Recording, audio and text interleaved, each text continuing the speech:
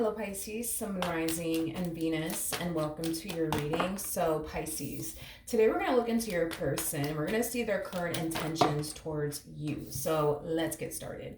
What is this person's current intentions towards Pisces? Sun, Moon, Rising, and Venus. Okay. So we do have the Nine of Swords. We also have the 10 of Swords, and then we also have the Four of Swords to the Hangman, and then we also have the Sun. Okay. Pisces. In regards to this person's current intentions towards you is concerned, with the Nine of Swords to the 10 of Swords, there's like an overall energy of this person essentially thinking something's not right. Something's not right. Granted, could they be overthinking things? Sure. We're going to look a little bit more into this. However, I feel like everything on the surface appears to be perfectly fine, I guess, between the two of you. But I don't know. This person just seems to think something's not right. I just think something's not right. I just think something's up. I think, okay?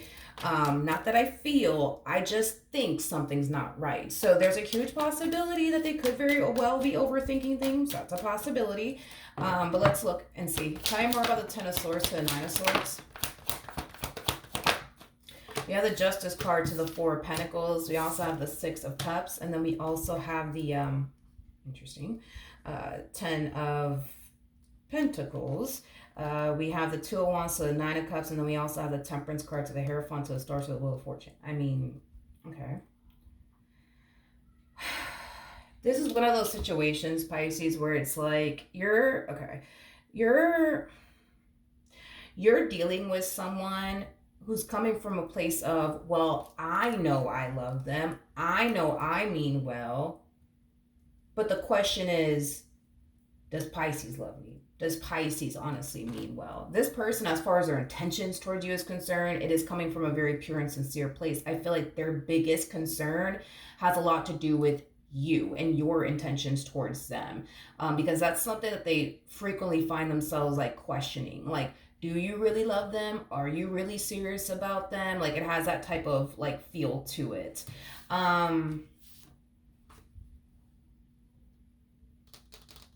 right. What else can you tell me for this connection?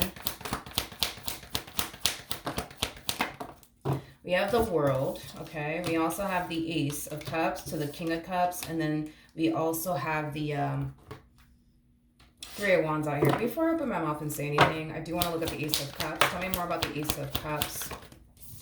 All right, we do have the Knight of Cups to the Lovers, and then we also have the 4 of Cups. Okay, so this is I don't know, dude, this ain't good. With the Knight of Cups to the Lovers coming out here, and we got the 4 of Cups out here, that's kind of telling me, Pisces, that you really are in love with this person and you really do care for this person deeply. However, I don't think that this person seems to quite believe that, is basically what I'm getting. For example, it's like every time you tell them that you love them, they're just like, yeah, sure. Every time you tell this person, oh my gosh, I could totally see myself getting married to you one day. Yeah, sure. Like, that's like their whole response is, yeah, sure. Yeah, okay. Good to know. Like, I just think that it has a lot to do with this energy. I just think it has a lot to do with this energy over here. For whatever reason, this person, seems to think and believe that that is just not the case, is basically what I'm getting. Tell me more about the 4 of Cups. We have the Ace of Swords, we have the 7 of Cups, we also have the Emperor out here, and then we also have the Ace of Wands. I keep getting, yeah, sure, sounds nice, good to know. I keep getting that from this person that you're connecting with. It's like, again, it's like when you tell this person that you love them, they're just like, yeah, sure. When you tell this person, oh my gosh, I could totally see myself getting married to you one day, yeah, sure. When you tell this person, oh my God, I can't picture and fathom my life without you, yeah, sure. Oh my God, you're the woman of my dreams, yeah, sure. Oh my God, you're the man of my dreams, yeah, sure. Listen, it all goes in through one ear and out the other is like the best way that I can describe what it is that I'm seeing here. We have the High Priestess to the Knight of Wands. We also have the Hermit to the 8 of Swords. I feel like I feel like this person's intuition is telling them one thing, but then I feel like this person's mind is telling them something completely different. Is like the best way that I can describe what it is that I'm seeing here. It's interesting because you guys are showing up as a hierophant to the high priestess. That's kind of telling me that the both of you are taking this relationship very, very seriously. And you guys also really do value and appreciate what you guys share with one another to the point where y'all basically refuse to do anything that could potentially cause the two of you to self sabotage this relationship. Because let's just be for real. If we get rid of their doubts and reservations, they look at you like you're the best thing that could have ever happened to them, right? Same applies to you. You look at them like they're the best thing that could have ever happened to you. Like a lot of you feel like y'all ain't gonna find this within anybody else, in other words. Okay, I want to pick up these cards, and I do want to look at this person. I want to look at their intuition. I'm really curious to see what their intuition is telling them about you, and then we'll go from there. Let me just pick up all this stuff. Okay. All right, let's do this. Tell me more about the High Priestess. Tell me more about the High Priestess. Tell me more about the High Priestess.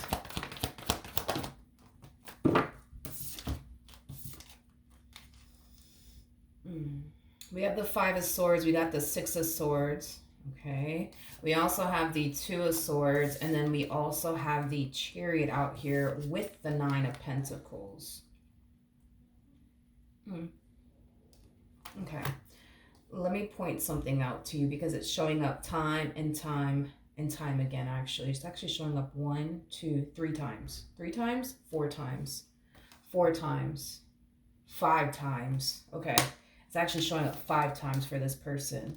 All right. With the Five of Swords to the Six of Swords, that creates an Ace of Swords at play, which basically speaks about, clarity, the sword of truth, things like that. I don't feel like this person is looking at you accurately. Let's just start off there. And it's happening here. And it's happening here. With the Nine of Swords to the Ten of Swords, that creates another Ace of Swords at play. So again, they're not looking at you or their relationship with you accurately. Again, it's happening again. With the Nine of Swords to the Eight of Swords, that's again, the Ace of Swords represents clarity. They're not looking at you or their relationship with you accurately again. We have the Two of Swords to the Three of Swords. Same situation here. We have the Three of Swords to the Four of Swords. Same situation here. I feel like this person's intuition is trying to basically tell the moral of the story. Like, hey, you're not looking at Pisces accurately. You're not looking at them accurately. You're not looking at them accurately. And the reason why you're not looking at them accurately and the reason why you can't hear what I'm trying to tell you about this person is because their negative thoughts are so loud to the point where they can't even hear what their own intuition is trying to tell them about you. Which is, you're not looking at them accurately. You're not looking at them accurately. I know that you think this person's out to get you. I know you think this and I know you think that, but you're not seeing them clearly. You're not seeing them clearly. You're not seeing them clearly. But these negative thoughts of theirs is so damn loud that they can't even hear their own intuition at this point. They just can't. They can't. They just can't. They just can't. They just can't. It's like their intuition is telling them, hey, proceed forward with confidence. You don't have anything to worry about here. But it's like they think they have everything to worry about. And that was like one thing that I kept kind of saying when it came down to this person. I think. All of this, because the swords basically represent our thoughts, right? In tarot, our thoughts. I just kind of feel like, how do I say this? It's like this person goes from, oh my God, something's terribly wrong. I just think this, I just think that, just to find out that they were tripping. Another example right here, right? With the Nine of Swords to the Eight of Swords. Oh my God, I just think something's wrong. And just to find out they were just overthinking things. Oh my God, I just think that this, I just think that, just to find out ain't nothing going on. You know what I mean? It's like, this to me kind of feels like something they've been battling with for quite some time now throughout the course of their involvement with you. It's like they're constantly, how do I say this? It's like they're constantly It's like they constantly find themselves in the end feeling like, oh, wow, like I was really tripping. I was tripping. I was overthinking things. I was getting a little carried away. My bad. Like it has that type of feel. Yeah, it has that type of feel to it. Tell me more about the High Priestess. What is this person's intuition telling them about Pisces? All right, nothing wanted to come out at the bottom of the deck. We have Temperance, and then we have the Hierophant. You have Temperance by your side. Nobody can argue with you on that. That's basically saying that your intentions towards them is coming from a very pure and sincere place. The Hierophant coming out here, you're very committed and devoted to this person and what you share with this person.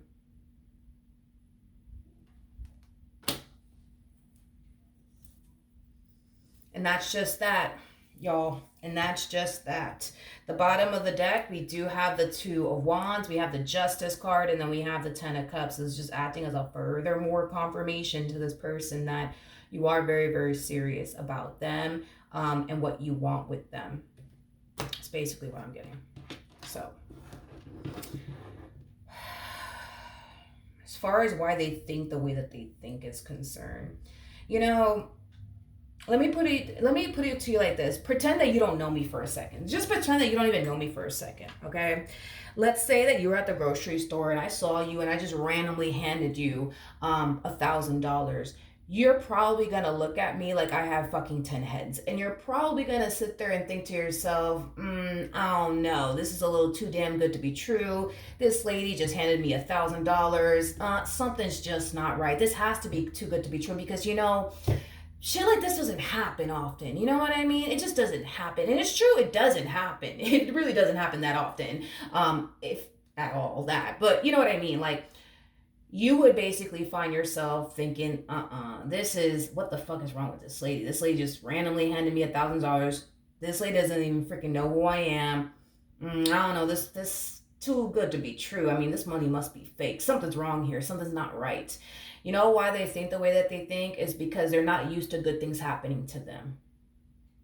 They're not. If you were so used to people handing you $1,000 randomly, random fucking strangers, you're just gonna sit there and basically take it because you're used to it. You're not gonna sit there and question and be like, oh my God, this is strange. This is fucking weird. This never happens to me. No, it happens. You know what I mean? So you're just gonna turn around and take the money and just keep it going because you know this happens to you on a frequent basis. It's nothing new to you, right? But again, if you've never experienced something like this before, and I would have randomly handed you $1,000, I'm a complete stranger. You don't know me from a hole in the wall.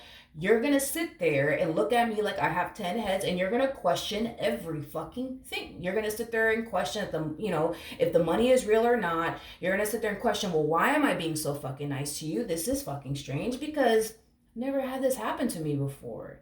That's what this person's going through. It's the best way that I can describe what this person's going through. The fact that you're so fucking good to them, weird. Super weird. Super weird, super strange. You know what I mean? To the point where they can't help but to sit there and look at you like, something ain't right. Something ain't fucking right. They're too good to me. What the fuck? What's going on? What's going on? This is weird. This doesn't happen to me often. This is weird. This is weird. You know what I mean? Moral of the story is they look at you and everything that's playing out between the two of you as a too good to be true type of situation, and therefore because they think it's too good to be true, it must be. It has to be. That's like, again, if I were to hand you $1,000, me being a complete stranger, you don't know me from a hole in the wall, you might sit there and really question, is this money that this lady gave me real? Then you go to the cashier, they use that little mark, the little pencil or pen or whatever the fuck they use, right, to check to see if the money's real. And then the cashier turns around and tells you, oh yeah, no, this money's real. And you're gonna be like, no, wait a minute. Hold on, something's not right. But then why was that lady so nice to me? I don't understand. What did I do to deserve this? It's so fucking weird. Like, you see what I mean? Like, so just to kind of put things into perspective for you in regards to like what this person's going through on their end. That's like the best analogy I can honestly give you is some random person handing you $1,000. You know what I mean? You're going to look at them like they have 10 heads. You're going to question if the money's real. You're also going to sit there and question, well, why the hell is this person being so nice to me? This is weird. This does not happen to me. You're going to sit there and question everything under the sun.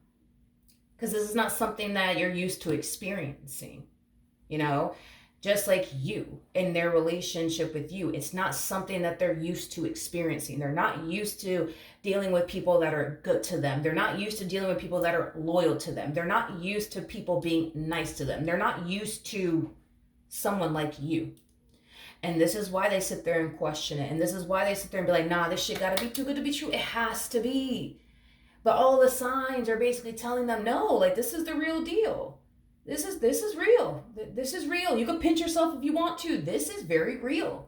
What you're experiencing is very real. You really have somebody who loves you. You really have somebody who's very committed to you. You really have somebody who is very devoted to you. You really have somebody who's dead serious about you. I get it. Never experienced this before. But yeah, this is real. This is real. This is real. This is really happening to you. It's really happening. You know what I mean? I get why they sit there and question it. I'm pretty sure, if I handed you $1,000 and you didn't even know me from a freaking hole in the wall, you would sit there and do the same exact thing, just so you have a rough understanding of where they're coming from. I think that what they're doing is normal. But I think that what they're also doing is very destructive to their mental health, because they're so hell bent on the whole, nah, this gotta be too good to be true. It has to fucking be.